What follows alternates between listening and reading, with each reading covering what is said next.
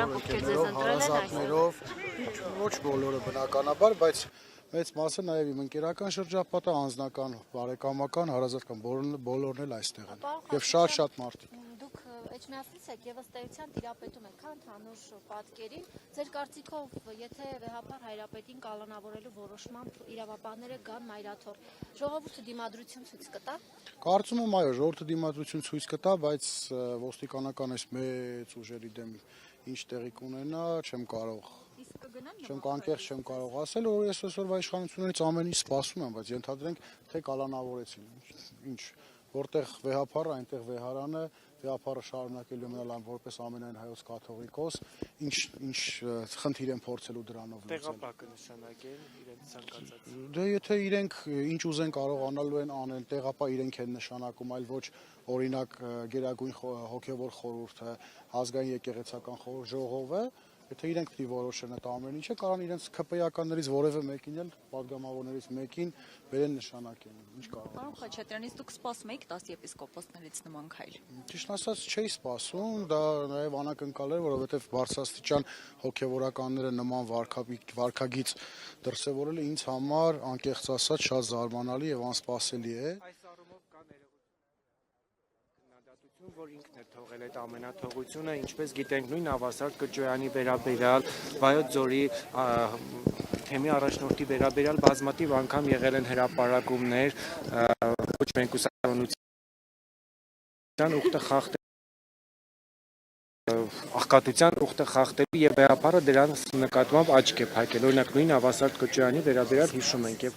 հայտնի հրապարակում օֆշորային սկանդալի վերաբերյալ եւ այլն, հեկ ունենալու մեկ մյուսի, զավակ ունենալու երրորդի եւ այլն։ Տեսեք, սա եկեղեցու հարցն է, ես չեմ կարող դա մեկնաբանել, չեմ կարող ամենայն հայոց կաթողիկոսի փոխարեն ինչ որ կարծիք հայտնել, բայց ամեն դեպքում վստահ եմ, որ երբ ժամանակին շատ ավելի ուշադիր լինեն մնացած հոգևորականների հանդեպ, այսօր մենք սա չէինք ունենալու։ Ես կարծում եմ նաև վեհապար Հայրապետը ինչի է ներողամիտ գտնվել այդ մարդկանց նկատմամբ, որովհետև որպես հոգևորականի, որպես ամենայն հայոց կաթողիկոսի միգուցե զղջացել են, միգուցե այսպես ասած մեղքերի թողություն են խնդրել, կաթողիկոսը նրանց մեղքերի թողություն է տվել, որովհետև ես ինքս հիշում եմ, երբ որ նույն Բենթլիի հարցը տալիս էին ամենայն հայոց կաթողիկոսում, կարծեմ եռաբլուրում են լրագրողները, կաթողիկոսն ասում էր, որ Նավասարդ Սրբազանը իր նվեր ստացած մեքենան վաճառել է եւ դա բարեգործություն է արել։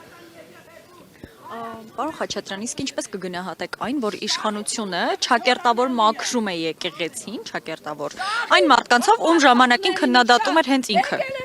Չէ, սա եկեղեցու մաքրելու խնդիր չի, սա եկեղեցուն քանդելու հարց է, որովհետև իշխանությունները, այո, իրենց արժև դրել են եկեղեցին քանդելու, եկեղեցին իրենց ենթարկացնելու հարց եւ փորձում են որոշ հոգեվորականների թիրախավորելով, նաեւ ամենայն հայոց կաթողիկոսին թիրախավորելով հասնել իրենց նպատակին։ Սա անձերի, ես նախորդ անգամ էլ եմ ասել, սա անձերի խնդիր չէ, սա եկեղեցին որպես ինստիտուտը քայքայելու հարց է դրված։ Ձեր կարծիքով նոր կլինեն։ Հուսում եմ ոչ։ Կոզոյի տարածքում հավաքված են երկու հավաքների մասնակիցները, ինչպես է։ Դե տեսեք ոնց է, էլի եկել են հայ առաքելակ եկեղեցու կողքը կանգնելու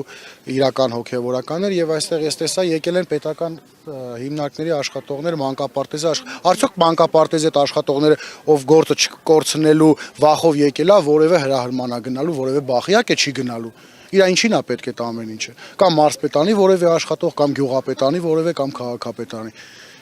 Չի լինելու, ես հուսով եմ բախում չի լինելու։